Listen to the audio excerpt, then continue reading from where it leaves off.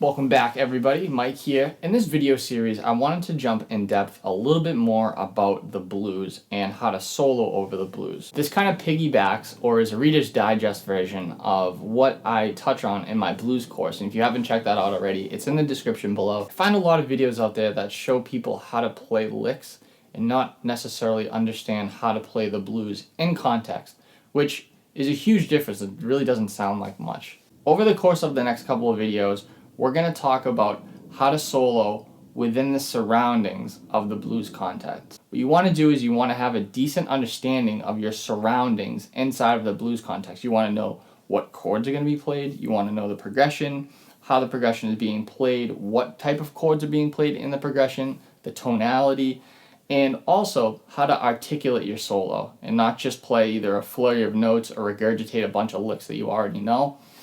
You want to be able to create your own voice. You want to be able to create space. You want to be able to understand how to phrase. And in this video series, I think I'm going to be able to help you get to those steps.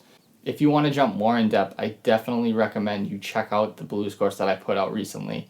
What I want to do in this video series is help you realize what's actually going on around you while you're soloing. It's going to make your soloing sound 10 times better. So check out this video series. I'm sure you'll like it.